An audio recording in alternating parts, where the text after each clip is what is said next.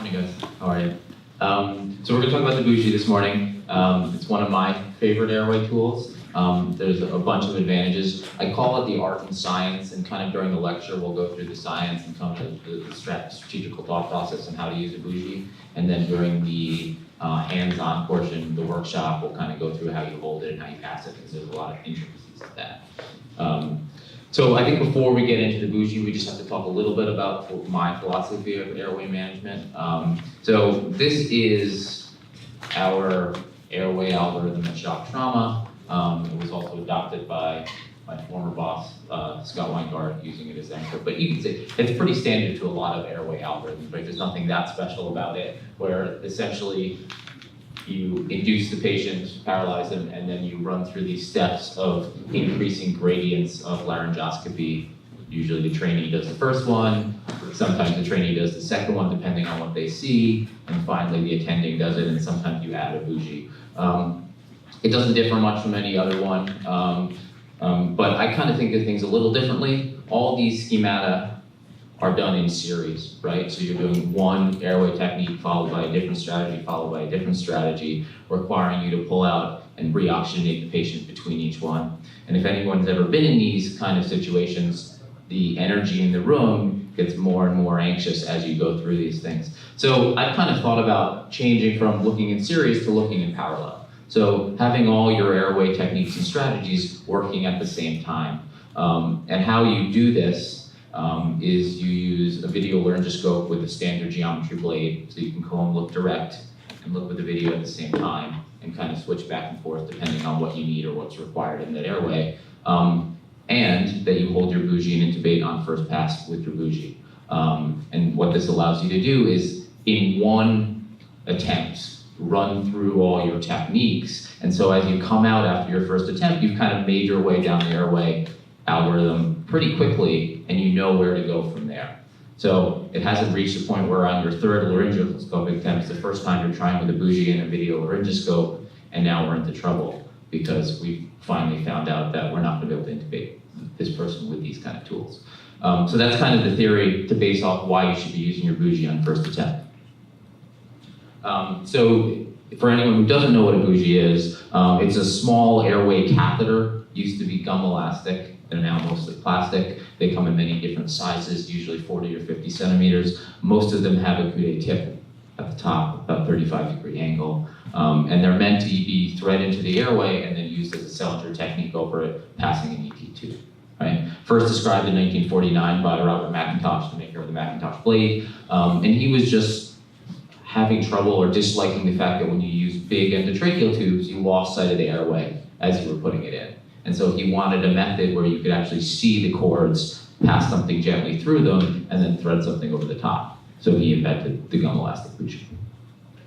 All right, so this is a letter when I was an intern from my program director, essentially saying that over the course of a few months, the use of Bougies had gone up extravagantly in our emergency department, and it seemed that I had been using most of them, and he wanted to know why. And so what had happened, I think it was like 3 or 4 months into my internship, I was being allowed to intubate someone, and it was a difficult airway, and I tried to use Bougie and didn't know what I was doing and couldn't use it at all, and realized that it's not a simple item that you can kind of transfer your skills with a normal stylet over. It has its own kind of technical skills, and you have to practice it. So I started using Bougies on every single intubation I did, which meant I took a lot of Bougies out of the fixes. And at my shop, we didn't have these kind of plastic Vortex $10 Bougies. They were the real gum elastic Bougies. For me at the time, I didn't know that they cost $80 a pop. So I had taken out quite a lot. I didn't listen to his suggestion and kept intubating with a Bougie, and I've actually been doing it ever since. So every single intubation I do with a Bougie at this point. And my thought is, if you get to a difficult airway and that's when you break out a Bougie, you don't know how to use it. But if you do it in every intubation, it becomes quite easy to yield. Some of the big advantages you can see, I can work my slide progressor with my Bougie in my hand and still intubate someone. My wife thought I was crazy. When I first started learning it, I actually took one home, not a used one, but a clean one. And I would just kind of, when I was cooking, chop and do stuff with it for about 6 months, just so you could have the dexterity of working the rest of your fingers and holding the Bougie at the same time. All right, so Bougie first stylet. So that's a whole bunch of anecdote of why I think we should be using Bougie first stylet. Is there actually evidence to support this fact? And there happens to be yes. Early on, there was a bunch of small studies, some of them retrospective, some of them before and after, looking at should we use a Bougie or a stylet, all of them showing that if you used the Bougie, you had much more first pass success than with the stylet. But they were small studies, they were before and after. But now, finally, we have a randomized controlled trial looking at this that's rather large. So it was a single center randomized controlled trial done in America in an emergency department setting where they randomized the practitioners to intubate with the Bougie first pass or stylet first pass. All intubations, all comers coming to the ED that were going to be RSI, right? And so what you see here is overall first pass success. 98% in the Bougie group, 87% in the stylet group. Now, some people argue that 87% is a little bit low, but that's actually online with almost every study in the emergency department that's looked at first pass success. So that's pretty clear. Now, if you actually look at the different groups, so Cormac Gohane group 2, 96 plus 82, group 3, 97 plus 66, and group 4 is 48, right? Sorry, that's group 4, the last one was group 3. So you can see, as you get more and more difficult, the Bougie becomes more and more useful, right? The downside of the Bougie, or maybe the downside, is it took 4 seconds longer to put the tube in, right? And we're kind of talk about how you do tube insertion in a little bit. I argue that it doesn't actually have to be 4 seconds if you use the Bougie the right way. The way they were doing it was, there was no preloading of the Bougie, so they just put the Bougie in and someone else had to feed the ET tube over the top of it. We'll talk about the different styles, and especially in the workshop, I'll show you how it takes no time to feed a tube over a Bougie if you do it the right way. All right, so I think the only real limitation to the study was emergency medicine residents with limited experience doing most of the tubes. And so the question with that is, when you look at beginners in the airway, they kind of don't know when or not they need something, right? So like if you give a beginner a Mach 3 blade, they don't always realize that they haven't actually seated it in the right place and you can't elevate the epiglottis, and they don't know when they need a Mach 4. So if you give them a Mach 4, they usually do okay because you can usually get into the valleculum no matter what size the person is. So kind of the same thing with the Bougie, right? In an experienced hand, it's someone who knows what tools they need in the airway. Does it really matter if they go in with a stylet first and say, oh, I need a Bougie, when they see it?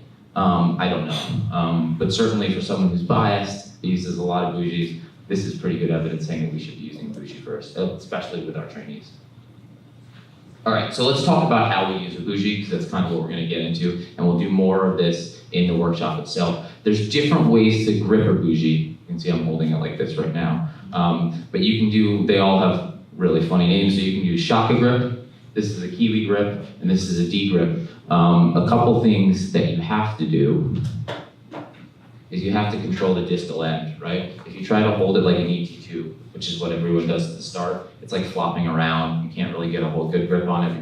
You're hitting your assistants in the face, which they really enjoy, especially when the Bougie's been used once or twice already. And so you have to control that distal tip, right? And so you can do that by doing this Shaka grip here, where you have control of it, or the Kiwi grip, which is something like this. The other advantages of the Kiwi grip is you want something that indicates the direction of your coude tip, right? So especially in a grade 4 view where you're passing behind the epiglottis and you lose sight of your tip, you want to know which way it's facing up, right? And so if you're holding it like this and it's getting sweaty and everything, there's a lot of anxiety, sometimes it'll turn and you just don't lose direction of your tip. But if you keep a nice D, you can actually see where your tip is in space.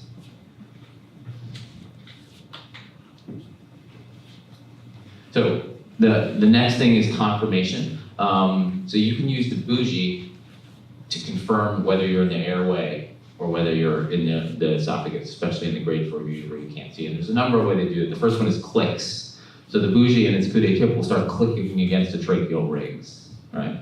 And you can feel it in your fingers as it passes over the tracheal rings. And again, we'll talk a little more about this in the workshop. But essentially, when they looked at this in studies, it's about 87% specific if you feel those tracheal rings you're in the airway. And it's really interesting, when people first start using the Bougie, and myself, I never felt tracheal rings, you just don't feel them. But the more and more you use it, the more and more you feel the tracheal rings. And in the studies where they looked at that, that is also the case. People who experience with the Bougie have far more sensitivity to feeling the tracheal rings than those who not. So another argument for using it on every intubation. There's something called the stop sign. So if you put a Bougie into the esophagus, it'll basically get buried into the patient and stop, and you'll be able to sink the whole Bougie in, right? If you put it into the trachea, it'll be right main stem and stop at one of the terminal bronchioles, right? And that usually happens at about 30 centimeters on your Bougie, right? So the stop sign, it turns out to be actually 100% accurate to actually predict that you're in the airway and not in the esophagus. The risk is if you do it a little too vigorously, you can actually do damage to the airway itself. So when you do this, it's gentle. I don't often do it if I know I'm in the airway. It's time for me to go. If I know I'm in the airway, I'm not going to go risk planting the Bougie and causing an injury, right? It's only if I'm not actually sure the stop sign becomes a useful tool to use. All right, tube delivery. So what often happens when you use a Bougie, you patch the Bougie in beautifully, and then you can't get the ET tube to pass over it. And it's usually a number of things that's happening. The first one is when you practice using an ET tube a lot, you've kind of got the mechanics of the ET tube goes in, you pull your laryngoscope out, and then you pull your stylet out of the ET tube. And if you do that with a Bougie, you kind of get stuck. If you put the Bougie in and you take the laryngoscope out, the epiglottis will now flop down, and you can't pass your Bougie easily into the air, or you can't pass your ET tube over the Bougie into the airway easily. And so you have to kind of fix your muscle memory to stimulate yourself to keep the laryngoscope in the mouth as you pass the tube over it. So when you're using a non-preloaded Bougie and a two-person technique, you put the Bougie in the mouth, hold the laryngoscope, and someone else passes the tube over the top of it, right? And I'll kind of go over the single-person preloaded technique in the workshop where you can do that all yourself. And the nice thing about that is when you do those mechanics, it actually stimulates you to keep the laryngoscope in the mouth as you pass the ET tube in. The second issue that happens is that the laryngoscope itself, because of the bevel tip, will get stuck on the retinoids and just kind of bounce off, right? And what you can do is you can take that laryngoscope, or you take that ET tube and turn it 90 degrees counterclockwise, and that bevel turns into a ramp and it will pop over the top. So they looked at this in a number of studies, and when you do both empirically at the start, so you keep the laryngoscope in the mouth, and as you're passing your tube, you turn to 90 degrees, you get far better first pass success rate, or easier to feed the tube than if you don't. In the driver randomized trial, the same thing happened. The few tubes that they had trouble passing, they just backed up, turned to 90 degrees, and went in quite easily. So that's one of the tricks that will correct most of the issues you have when you're trying to pass the tube over the Bougie. All right, so the mythical Bougie injury, right? So this is often one of the arguments why not to use a Bougie, that you do devastating airway damage. And if you actually go back and read this literature, it's very interesting. So it's case reports, most of it. And most of them, there's some airway bleeding, nothing more, or some pneumothoraces, but almost all of them have something to do with something else as well, right? So patient was in a car accident. Someone intubated them with a Bougie. They had a pneumothorax after. Oh, I wonder why they had their pneumothorax after. Or they had a rigid bronchoscopy, and then someone intubated them with a Bougie. Again, it's unclear where that airway damage came from. And if you actually look at the driver trial, it becomes apparent why this is hard to figure out, right? So if you look here, pneumothorax rates in both groups were 2%, right? And so it's hard to, you can imagine in these rare events, you intubate someone with a Bougie and you say, well, afterwards they had a pneumothorax. It must have been the Bougie that did it. But it's clear that sick patients will get pneumothoraces from other events too. So there's never actually been any real documented data that using a Bougie will cause extravagant injury. I'm sure at some cases, at some point, you will do some airway damage if you're too vigorous or angry with the Bougie. But overall, in my experience, and from what data shows, it's a relatively safe device. Now, this leads us to this. So this is the preloaded Bougie, and this is what makes it far simpler. Because if you use the non-preloaded Bougie, you kind of have this circus of you put the Bougie in, you're holding the laryngoscope, someone else is passing the tube over the top, and you're trying to switch your grips. And it just takes a little time, and it's a little bit cumbersome. And in the chaotic environment of a resuscitation, it's not ideal. and you kind of have to rehearse this with your people beforehand.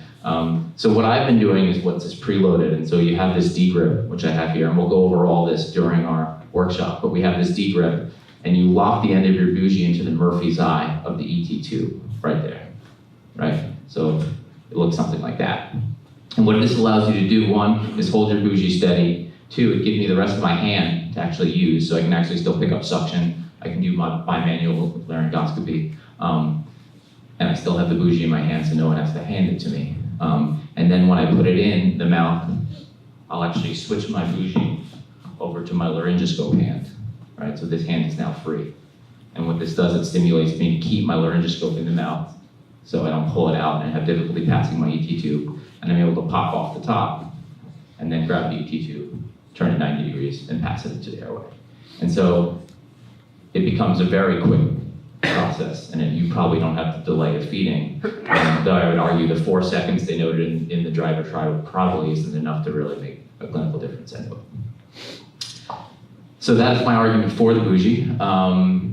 In the break-in, I think in the lunchtime, we'll actually do the bougie workshop, where I think it's really important to come up and feel how you use the bougie and play with it, because it definitely is something you have to do hands-on, and I think it's definitely something you have to practice a lot, so use it for most of your intubations to get really good at it.